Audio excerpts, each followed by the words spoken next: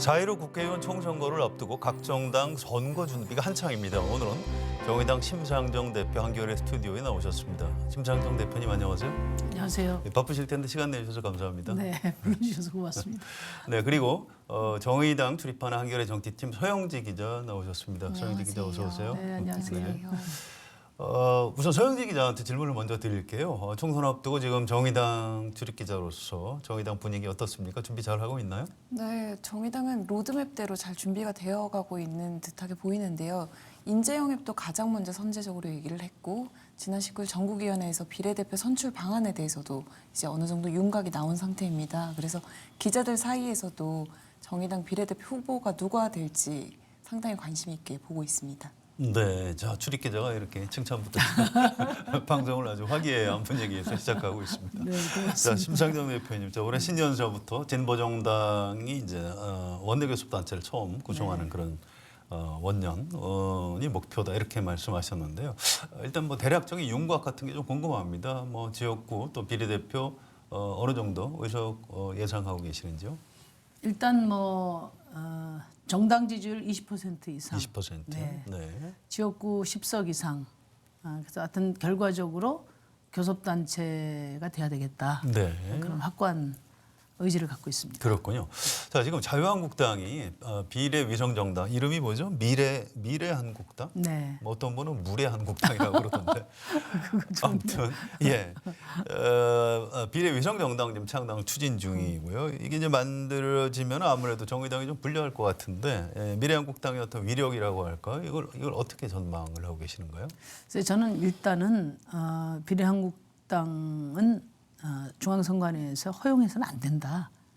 그런 말씀을 드려요. 처음에는 우리는 헌법을 다루는 기관이 아니고 절차적인 요건만 다루는 기관이다. 이런 국가기관으로서는 해서는 안 된 얘기를 했거든요. 네. 그러니까 이제 제가 얘기하는 핵심은 뭐냐면 정당의 취지가 정당 설립 요건의 1번이라는 거죠. 근데 정당은 권력 장악을 목표로 하고 국민의 의사결정을 목표로 하는데 자유한국당에서 이야기하는 비례한국당은 공공연하게 선거 시기에 정치적 이익을 취하는 것만을 목표로 하는 것이고, 그렇죠. 그다음에 이제 개정선거법을 무력화하고 준연동형 취지를 퇴색시키기 위한 목적을 공공연하게 드러내고 있단 말이에요. 이거는 정당 그 취지하고는 어긋나는 것이기 때문에 원천적으로 네. 저는 이것을 허가해서는 안 된다 이렇게 말씀을 드리고요. 또 이제 현실적인 문제로 지금 이제 통합을 추진하고 있지 않습니까? 그렇죠. 예. 네. 그래서 통합을 하게 되면 결국은 이제 비례의석 배분 문제까지도 연계가 되기 때문에 사실상 비례한국당 창당이 어렵다고 보고요. 실질적인 운영이. 예, 그리고 만약에 통합을 못하면 위성정당 이전에 이제 행성과도 같은 자유한국당 행성이 추락하기 때문에 네. 위성정당이 큰 힘을 발휘하기 어려울 거다. 하여튼 근본적으로는 그러니까 제1야당인데 그래도 이런 꼼수가 거의 저는 이제 추태 수준이라고 생각을 합니다. 이 부분에 대해서는 아마 국민들께서 엄중한 평가가 있을 것이다 그런 생각입니다. 그렇군요. 알겠습니다. 자 전체적으로 이제 제1당이 어디가 될 것인가 이런 게 이제 궁금한데 물론 이제 정의당이 제1당이 되면 뭐 가장 좋겠습니다만 더불어민주당하고 현재 이제 자유한국당의 네. 어떤 1당 싸움 어디가 유리하다고 보시나요? 더불어민주당이 일당이 될 것 같습니다. 왜 그렇게 보이시죠? 일단은 아직 남은 3개월 동안에 또 역사가 바뀔 수도 있지만 현재로서는 여론도 야당 심판보다는 여당 심판보다는 제1야당 심판 여론이 훨씬 높고요. 네. 무엇보다도 네. 문재인 정부를 지켜야 되겠다는 국민들의 의사는 아주 확고한 것 같습니다. 그렇군요. 예. 알겠습니다. 자 요즘 뭐 약간 분열 위기도 있습니다. 뭐 어쨌든 우리공화당 태극기 부대 지원을 좀 받고 있는 이 정당인데 여기도 이제 위력이 어쨌든 만만치 않고요. 정당 득표율 3% 이상 얻으면 의회 진출할 수 있게 되어 있는데 어떻게 전망하십니까? 저는 안 될 거라고 봅니다. 왜 그렇게 보시죠? 네, 그러니까 이제 박근혜 씨 변수가 있는데요. 네.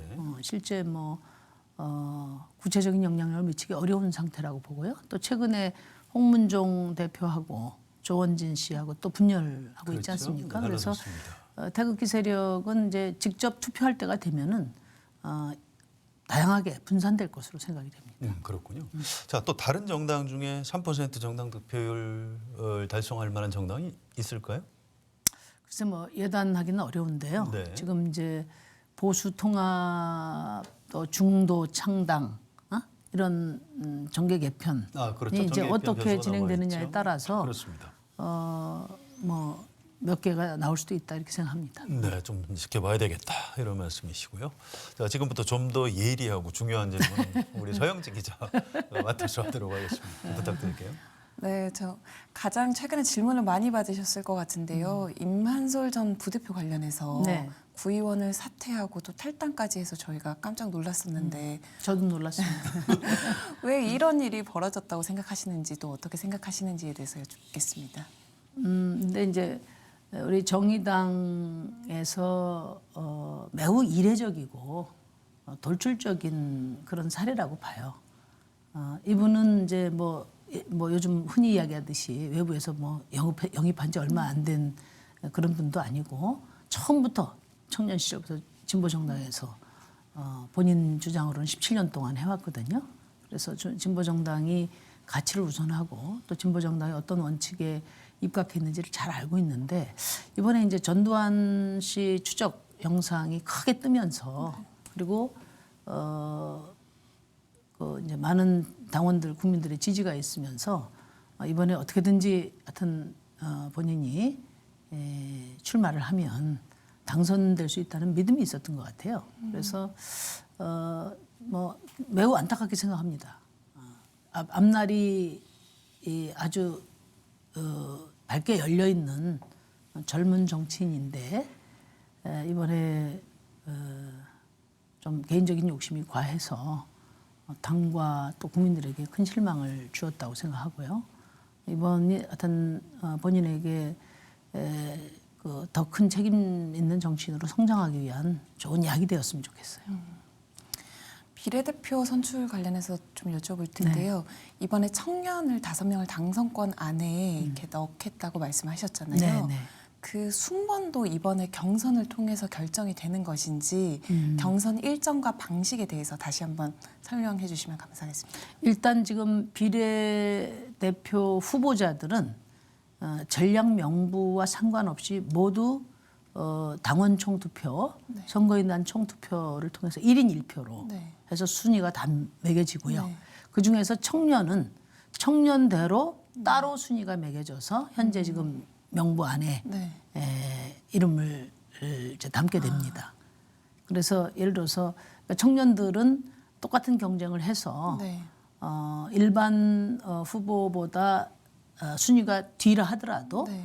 이제 청년 내에서 순위에 따라서 1, 2번, 11, 12번 네. 또는 21번 이렇게 주겠다는 거죠. 예. 이번에 전국위원회 결정 통해서 시민선거인단은 2월 17일까지로 연장이 된 건가요? 이제 사실 시민선거인단 기간이 네. 연장될 수밖에 없었던 것은 선거법 개정이 너무 늦게 마무리가 되면서 사실은 이제 국민들에게 선거를 어떻게 하겠다 알릴 시간이 별로 없었어요. 네. 그래서 정의당이 시민선거인단 하는지도 잘 모르고 이제 홍보 영상 나가고 하기 때문에 이제 좀 최대한 실무적으로 가능한 일정을 좀 늦춰보자 해서 연장을 한 것이고요. 또 얼마 전에 민주노총 위원장이 오셔가지고 민주노총도 시민선거인단에 동참하겠다 이렇게 이제 말씀을 하셨기 때문에 앞으로도 시민사회계와 폭넓은 접촉을 통해서 선거연대를 적극적으로 제안할 예정이거든요. 그러려면 좀 시간적 여유가 있어야 된다. 그래서 연기했습니다. 네, 관심을 받는 만큼 이제 얘기가 나오고 있는 게 당에 내는 기탁금이 너무 비싸졌다. 근데 거의 지난번은 500만 원인데 이번엔 3,500만 원이 됐잖아요. 왜 이렇게 인상이 불가피했는지요? 그 이제 정의당이 뭐 비례 장사하는 거 아니냐 이런 얘기가 있었는데 그건 전혀 아니고요. 그럴 리가 없죠. 예, 이번에 이제 비례 후보들이 좀 숫자가 많아졌습니다. 네. 아무래도 비례 공간이 좀 네. 넓어지니까요.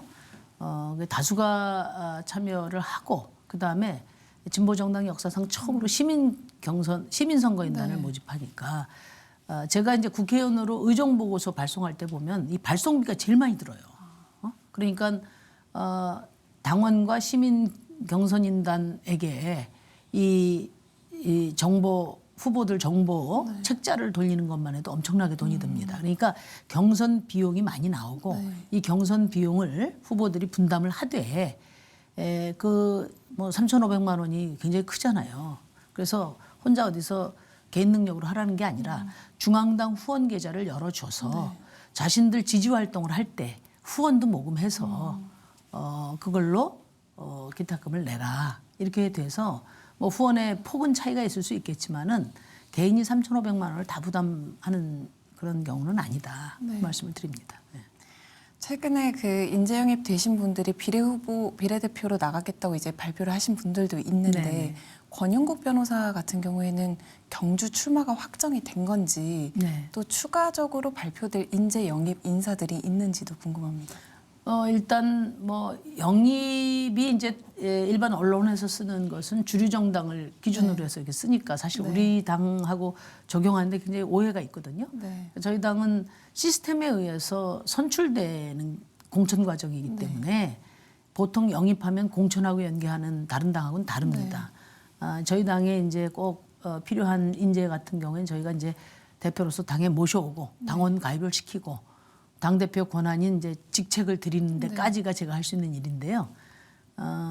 이제 다른 당처럼 어떤 뭐 미담의 주인공을 모셔온다든지 또 우리 당내에서 충분히 훈련된 분야, 인재가 있는 분야를 뭐 유명하다고 그래서 저희가 모셔온 건 아니거든요.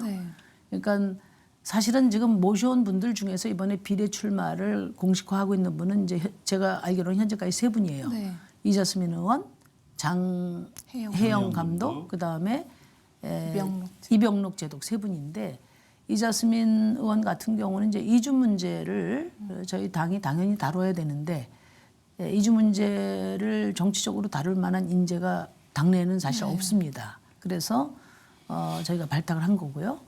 또 이제 장혜영 감독 같은 경우에는 청년이기도 하고 또 이 장애 문제와 관련해서 직접 그 당사자로서의 어떤 정치적인 목소리를 크게 내왔어요. 그래서 저희가 이제 모셔온 것이고 이병록 제독도 우리 이제 그 김종대라는 걸출한 안보 전문가가 있지만은 군 생활을 직접 한 현장 인사는 없거든요. 그런 점에서 우리 당내에 중복되지 않는 발탁 인사를 최소화해서 한 것이고요. 대부분은 우리 당내에서 오랫동안 훈련되고 또 역량을 쌓은 분들이 이번에 이제 대거 국민들 앞에 이제 그 등장을 하게 될 거고요. 다만 이제 지금 시민사회계하고의 선거 연대를 추진하면서 이게 이제 후보 전략과 연계될 경우에 피선거권을 추가로 열어주는 그런 검토를 하기로 했기 때문에 이제 19일 전에 추가로 몇 명이 더 발탁될 수도 있습니다. 오늘 신년 기자 간담회에서 지역구의 당선자를 10여 명은 내겠다라고 말씀하셨어요. 지역구 후보자는 대략 몇 명으로 지금 예상을 하고 계세요? 원래 제가 목표로 한 것은 50% 정도 내겠다 하는 게 이제 저희 목표였는데요. 아무래도 조금 줄어들 것 같고요. 그래서 100명까지는 내보려고 지금 생각 중입니다. 엊그저께 이제 지역구 지원 뭐 예산이라든지 지역구 후보자들이 자기 성과를 만들어낼 수 있는 방안을 처음으로 결정을 했기 때문에 앞으로 조금 더 늘어날 걸로 봅니다. 좀 답변하시기 어려울 수도 있겠지만은 가장 당선 가능성이 높은 지역은 어디라고 생각하시는지 궁금합니다. 네, 일단요. 지금 이제 현역 의원 6명 지역은 이제 전원 당선 돼야 한다 이런 생각을 하고 있는데 그 뭐 쉬운 일이냐 이렇게 생각하실지도 모르겠지만 저희가 정례적으로 우리 당 내부에서 여론조사를 하고 있는데 네. 굉장히 좋게 나옵니다. 물론 뭐 다른 여론조사도 있지만 저희 당에서 안심번호로 해서 계속 이렇게 추세를 보고 있는데 저는 뭐 지금 우리가 20대 아닙니까? 네. 19대까지의 진보 정당의 비례 후보가 지역구에 가서 고전한 것보다는 훨씬 경쟁력 있다 이렇게 봐요. 왜냐하면 지금 현재 우리 초선 의원들은 당선되자마자 1년 내에 다 지역을 정해서 네. 지금 한 3년 이상 뛴 분들이거든요. 그래서 어느 정도는 저는 이제 당선을 점쳐볼 수 있는 그런 경쟁력을 갖춰가고 있다 이렇게 보고요. 그 이외에도 지금 호남 네.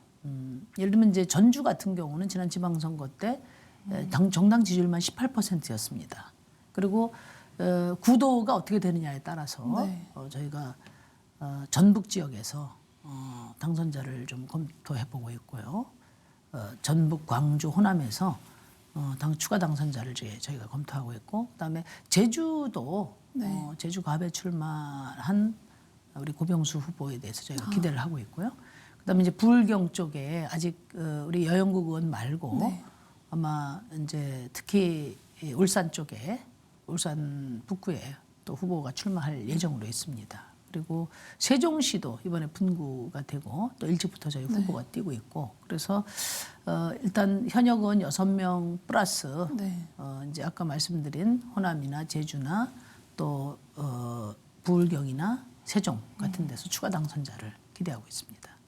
특히 아까 호남에서 경쟁력이 그래도 지지율이 높다고 말씀을 하셨는데 네, 호남만을 위한 특별한 전략이라고 할 만한 게 있을까요? 이제 호남은 호남 주민들이 다 전략가 민심이 네, 전략가시라 정치 구단들이죠. 웬만한 전략가꾸는 안 되고요. 네. 이제 그 이번 선거제도 검찰 개혁 과정에서 보셨듯이 정의당의 의석수가 얼마가 되느냐 하는 것이 결국은 개혁의 방향과 속도를 결정한다. 이런 이제 믿음을 드리고 향후에는 민주당과 정의당이 네. 경쟁하고 협력하는 정치로 가야 한다. 그 점에 대해서 크게 공감을 하신다고 봅니다. 그래서 제가 지난 지방선거 때 호남 선대위원장 맡아서 제1야당 만들어 달라고 했더니 물론 민주당하고 지지율 격차는 크지만 제1야당 만들어 주셨어요. 예를 들면 이제 전북 같은 경우만 하더라도 거기가 민평당이나 바른미래당 의원들이 많은 곳입니다. 그 대부분 현역 의원들이 그쪽에 계신데 그럼에도 불구하고 주요시 그러니까 전주, 익산, 군산, 정읍 이런 주요 도시에서 비례 두석을 민주당과 정의당이 차지했거든요. 그래서 저는 이번에는 지역구 당선자를 꼭 만들어 주십사 이렇게 호소드릴 생각입니다. 총선 공약 얘기도 잠시 해볼 네네. 텐데요. 지금 공약이 2호까지 나와 있는 상태인데 네. 공약을 앞으로 발표하실 공약 같은 경우에도 특별히 중점을 두는 분야나 혹시 타깃층이 따로 있으신지 궁금합니다. 첫 번째는 역시 청년이고요. 네. 두 번째는 이제 민생과 관련해서 네. 부동산 그 중에서도 40% 집 없는 서민들을 위한 정책이고요. 이제 이번 주에 또 추가로 발표할 게 플랫폼 노동자들의 노동권에 대한 정책을 이제 발표를 하고 정책은 그 동안에 이제 지난 대선 때 제가 정책을 많이 발표를 했는데 그것을 업그레이드하는 작업이 다 끝났습니다. 그래서 계속적으로 특히 이 불평등과 차별 해소 그리고 새로운 경제 산업 전략 이 두 분야에 집중해서 낼 생각입니다. 그럼 최근 2호 공약이 말씀하신 대로 부동산 관련 공약이었는데요. 정부의 최근 부동산 정책 어떻게 봐야 될까요? 문재인 정부의 경제 정책은 불로소득이 소득주도 성장을 불로소득 성장이 소득주도 성장을 추월했다 그렇게 제가 이야기를 했는데 지금까지 18번째 대책을 내놓고 지금 19번째 대책도 예고한 상태거든요. 그것은 이제 지금까지는 실패했다는 것을 자인하는 것이다. 네. 그렇게 말씀을 드릴 수 있고 그 핵심은 이미 답은 나와 있거든요. 그러니까 첫째는 그동안에 부동산 투기 세력과 전쟁하겠다라고 말하지 않은 정권이 없었습니다. 네. 역설적으로 부동산 불패 신화가 계속되고 있거든요. 그래서 저는 우선적으로는 패러다임 바꿔야 된다. 일단은 집 없는 40%. 네. 어떤 경우에도 집을 장만하기 어려운 40%의 주거 복지 안정을 첫 번째로 하고 그다음에 부동산 투기를 잡아야 되는데 부동산 투기를 잡는 가장 효과적인 방법은 불로소득을 환수하는 거거든요. 그러니까 보유세를 대폭 강화하는 겁니다. 그래서 저는 문재인 정부가 다른 건 몰라도 적어도 보유세와 관련해서는 노무현 정부의 철저한 계승자가 돼야 된다. 그런 말씀을 드리고 싶어요. 지금까지 문재인 정부의 보유세는 노무현 정부를 계승했다기보다는 이명박 정부의 연장선상에 있다. 이게 저는 가장 큰 패착이다. 이런 말씀을 드립니다. 제가 드리는 마지막 질문이 될 텐데요. 네네. 이제 총선을 앞두고 네. 이제 대표님의 리더십이 너무 강한 거 아니냐 네. 이런 얘기도 일부에서 나오는데요. 여기에 대해서 대표님은 어떻게 생각하시는지? 우선 이제 지금은 우리 정의당의 리더십이 강한 리더십이 필요할 때입니다. 그래서 제가 대표를 했고요. 그런데 이제 그게 독선이냐 독재냐 저는 이제 그 점에 대해서는 좀 이견이 있는데 이번 일요일 날 전국위원회에서 선거 방침 논의를 이제 12시에 시도당 위원장 연석해서 조정을 거쳐서 밤 11시까지 토론을 통해서 결정을 했습니다. 다른 당들 토론 없이 망치 두들기여서 결론 내는 밀실에서 다 조정하고 이런 정당과는 달리 우리는 이제 많은 이견들이 노출이 돼도 절차에 따라서 충분히 토론하고 수기해서 결정을 하고 그 결정에 승복하는 저는 그런 점에서는 정의당 대표를 하면서 진보 정치가 많이 성숙했다. 그런 자부심 같은 걸 갖게 됩니다. 다만 이제 왜 강한 리더십이 필요하다고 보냐면 한 20년 올해가 이제 진보 정치 20년인데요. 20년 동안 여러 시행착오를 거쳤는데 뭐 아까 말씀하신 것처럼 가장 이제 좀 진보 정치 발전에 장애가 됐던 게 제도적 장벽이죠. 이건 뭐 따로 얘기할 필요 없을 것 같고 두 번째는 이제 노선의 혁신입니다. 그러니까 진보 정당이 급진성을 경쟁하는 정당이 아니라 책임성을 경쟁하는 정당으로서 그러니까 대중 정당으로서 노선을 확립 해야 된다는 그런 요구가 컸죠. 특히 이제 뭐 반북 세력의 종북 세력의 규정, 반북 세력들이 이제 종북 세력으로 규정하는 여기에 빌미를 줬던 이제 뭐 대북 정책, 온정주의적인 대북관이라든지 이런 일련의 노선 혁신은 저는 완료됐다고 생각해요.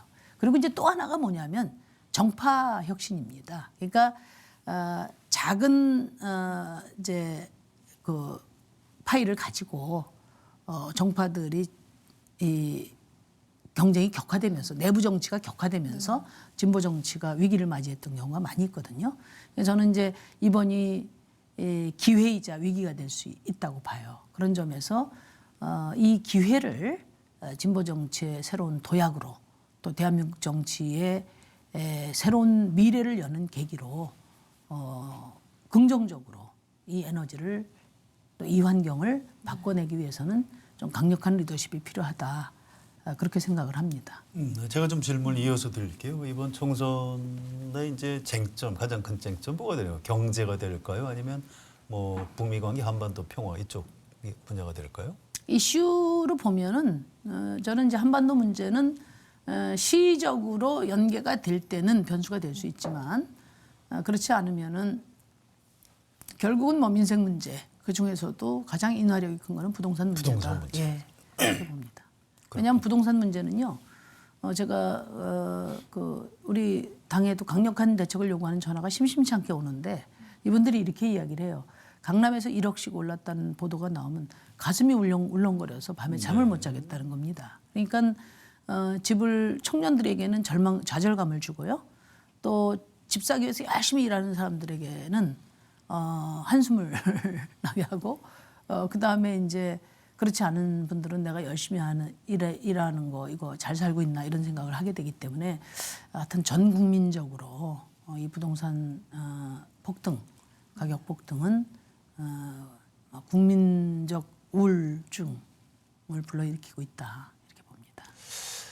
비싼 질문일 수 있는데요. 문재인 정부 심판론보다 아직은 선거 3개월 앞두고는 좀 야당 심판론이 좀 더 많다. 여론조사에서 이렇게 나오고 있습니다만 네, 이제 선거가 다가올수록 그래도 이제 현 정권에 대한 심판론이 더 강해지는 것 아닌가. 특히 부동산 문제 이런 것 때문에 이런 부분 어떻게 예상하십니까? 뭐 충분히 그럴 수 있다고 보는데요. 저는 이제 기본적으로 우리나라는 여야 말하자면 심판론이라는 것이 여야 구도를 중심에 둔 거거든요. 그렇죠. 그게 이제 지배적인 것은 부정할 수 없으나 이 여야가 만들어내는 정치에 대한 환멸도 매우 큽니다. 그리고 이번 선거제도 과정에서 확인한 것처럼 이제 양당 체제 말고 다당제로 가야 된다. 또 국민들의 삶과 상관없는 국회에 대한 불신 이게 엄청나게 크기 때문에 네. 저는 전체적으로 여야의 대결 전선과 말하자면 이제 과거와 미래의 어떤 전선 이 두 가지 전선이 과거보다는 좀 더 두드러지게 등장할 수 있다고 보고 그것이 또 저희 정의당이 목표로 하는 바이기도 하다. 그렇군요. 그런 말씀드립니다. 네, 그래서 예전에 이제 20대 총선에서는 이제 총선 당시는 그러니까 민주당하고 새누리당 합쳐서 245석이었지 않습니까? 네. 그러니까 기타 이제 소수당들이 한 55석이었고 그 이후에 더 분화돼 가지고 지금은 이제 한 240대 60 정도 되는데 그렇죠. 저는 뭐 이 공간이 더 넓어질 가능성이 크다 이렇게 봅니다. 그래서 여당이 잘못하면 이제 야당에게 득이 가고 야당이 잘못하면 여당에게 득이 가는 과거에 이런 패턴을 넘어서서 여당이 싫으면 야당으로 가는 게 아니라 제3의 미래정당에게 가고 또 제1야당이 미우면 민생 잘 못하는 여당에 안 가고 또 미래를 키우는 선택을 하고 이런 어떤 그런 전선의 교차가 사실 겉으로 드러나질 않고 모든 언론은 큰 당 중심으로 여야 중심으로 보도가 되고 있기 때문에 그게 지배적인 것처럼 보이지만 제가 느끼는 민심은 좀 다릅니다. 다만 그런 양당이 아닌 제3의 당에 기꺼이 한 표 줄 만큼 이 제3의 돌풍을 주도할 수 있는 힘이 있어야 되고 저희 정의당이 이제 국민들에게 대한민국의 미래를 책임지는 불평등과 기후 위기를 해결할 정치혁명을 적극적으로 주문 드리려고 합니다. 그 돌풍을 정의당이 만들어 보겠습니다. 알겠습니다. 다른 정당 변수는 어떻게 보시는지 궁금한데요. 보수 야당이 통합될 걸로 보시나요? 어떻게 전망하십니까? 뭐 쉽지는 않을 것으로 보지만 네. 이제 궁죽통이라고 이제 궁하면 이제 하게 되겠는데 그게 국민들에게 뭔가 신선하고 새로운 매력으로 다가가기는 어려운지 않겠냐 통합을 해도 다만 통합을 하게 되면 이제 저는 뭐 자유한국당이 통합에 실패하면 90석 이하가 될 거라고 보는데요. 아주 적어질 걸로 보시는군요. 네. 통합을 하면 어느 정도 뭐 말하자면 면피는 할 수 있다. 네. 그렇게는 생각이 됩니다만은 그렇다고 해서 약진을 하려면 이 과감한 어떤 혁신, 국민들에게 신뢰를 얻을 수 있는 혁신 통합이 돼야 되는데 거기까지는 어렵지 않나 그렇게 봅니다. 그렇군요. 최근에 귀국한 안철수 전 의원, 또 바른미래당, 또 대한신당, 민주평화당 이쪽은 어떻게 예상을 하시나요? 근데 이제 여기는 사실은 중도를 표방하고 대체로 호남에 기반을 둔 세력이고 그렇죠. 또 과거에 국민의당에서 또 분화 발전해서 지금 분화되어 있는 상태이기 때문에 뭐 통합이라기보다는 전 이산가족 상봉이 아닌가 네. 이제 그렇게 생각이 되는데요. 뭐 다 지금 마찬가지인데 결국은 선거 때 이합집산은 실패한 세력들이 도모하는 전략이거든요. 그렇게 비치죠. 예, 네. 그런데다가 국민들이 생각하는 어떤 새로운 정치의 비전이나 또 그를 위한 노력은 많이 보여지지 않기 때문에 큰 매력을 갖기는 어렵다. 다만 있는 세력들을 통합해서 유지하는 그런 정도의 머무르지 않을까 그런 생각이 듭니다. 특히 이제 안철수 전 의원 같은 경우는 네. 1년 4개월 동안 외국에서 이제 공부를 많이 하셨다고 하니까 우리 정치에 잘 쓰여졌으면 좋겠다는 생각인데요. 근데 이제 대부분의 국민들이 선거 때만 돼서 돌아오는 정치 이것에 대해서 이제 얼마만큼 공감을 할 수 있을까? 그건 아마 생각을 깊이 해야 될 것 같아요.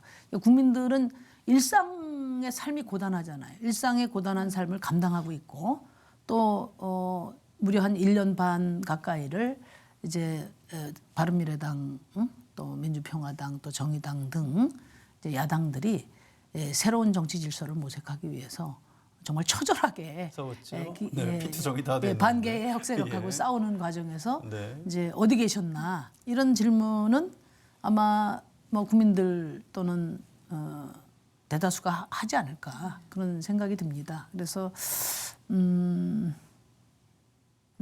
그런 그 질문에 대한 답이 얼마나 준비되어 있는지는 이제 지켜볼 생각이에요. 안철수 전 의원이 혹시 심상정 대표님한테 선거법 바꿔줘서 고맙다고 전화 안 하셨나요 아직? 아직 없었습니다. 네, 만나면 꼭 한번 뭐 얘기를 좀 들어보셔야 될 것 같습니다. 그러니까 저는 이제 이런 생각인데요.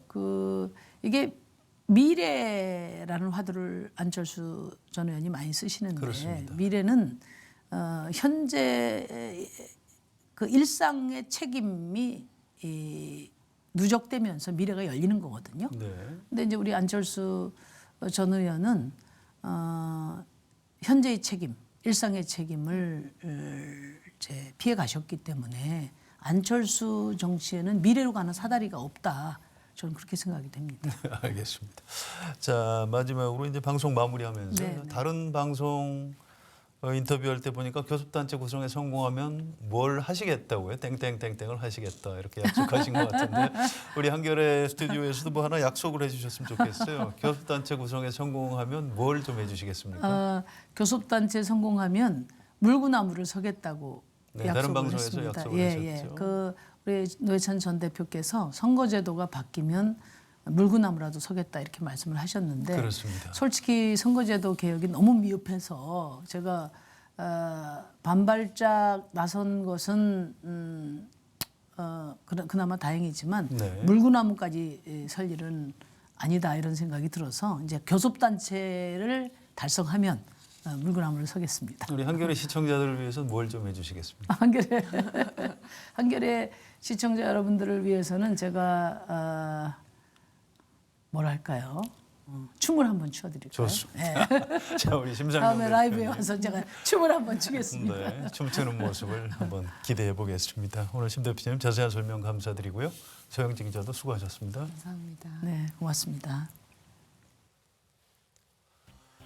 2004년 4월 15일 17대 국회의원 총선거 기억하십니까? 지역구 투표와 비례대표 선출 정당 투표를 따로 했던 최초의 그 선거에서 하이라이트는 노회찬 대 김종필의 대결이었습니다. 민주노동당 비례대표 8번 노회찬 후보가 10선 고지를 눈앞에 둔 자민련 비례대표 1번 김종필 후보를 밀어내고 진보 정치의 새 시대를 활짝 열어젖혔습니다. 아니, 활짝 열어젖힌 것처럼 보였습니다. 그로부터 16년이 지났습니다. 진보 정치의 문 여전히 좁습니다. 진보 정당은 매번 정당 득표율에 비해서 턱없이 부족한 의석으로 빈사 상태에 빠져 있습니다. 이대로는 안 된다. 정치 개혁해야 한다. 지극히 상식적인 국민 의사를 모아서 겨우 선거법을 아주 조금 개정했습니다. 개정 선거법이 준연동형 비례대표제인지 준연동형 비례대표제인지 모를 정도입니다. 어쨌든 반발짝이라도 발을 앞으로 내딛기 시작했다는 데 의미가 있을 것입니다. 석 달 뒤 21대 4.15 국회의원 총선거는 여러 가지 정치적 의미가 있겠지만 지역 대결 승자 독식 제도의 가장 큰 피해자였던 진보 정당이 얼마나 의미 있는 의석을 확보하는지가 중요한 관전 포인트일 것입니다. 정보법 개정에 그렇게 반대하던 자유한국당, 지금 비례 위성 정당을 만들어서 한 석이라도 더 챙기겠다고 꼼수를 부리고 있습니다. 정의당으로서는 결코 쉽지 않은 선거가 될 것입니다. 그래도 우리는 세상이 진보할 것이라는 희망을 버릴 수 없습니다. 4.15 총선 정의당의 선전을 기대해 봅니다. 한겨레 라이브 오늘 준비한 내용은 여기까지입니다. 저는 목요일 저녁 6시에 다시 오겠습니다. 여러분 고맙습니다.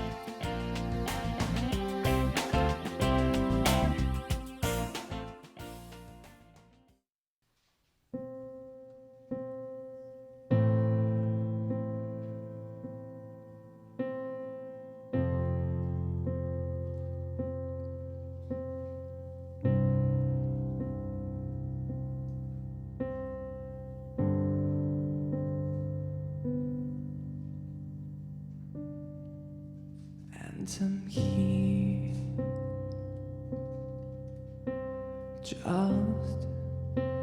just like I used to be.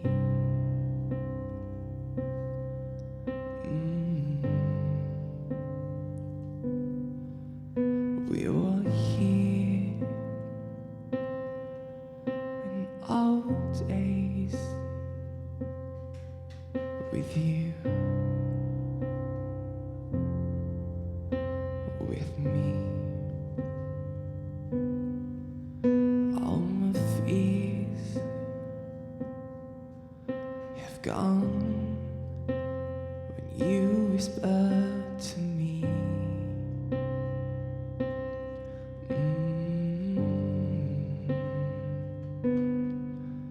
No matter how we fall apart when you feel so lonely. I'll be here to shelter you when you feel so lonely. I'll be here for you. Oh,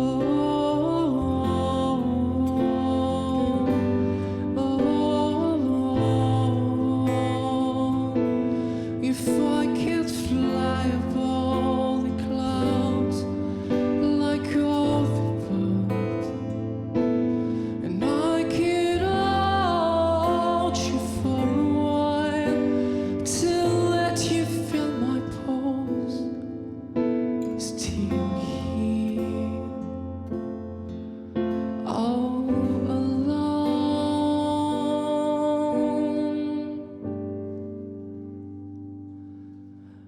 My whole life, no, my heart, you're my whole life, no, my heart.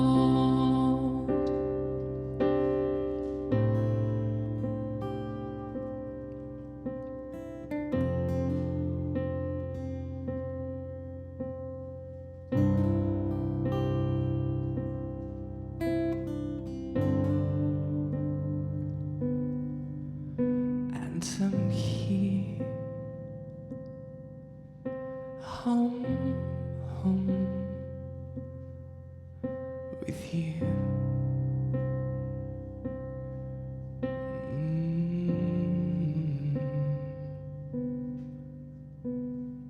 With me.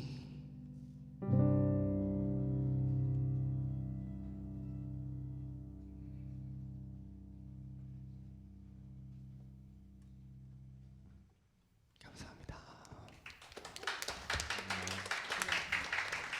수고하셨습니다. 수고하셨습니다.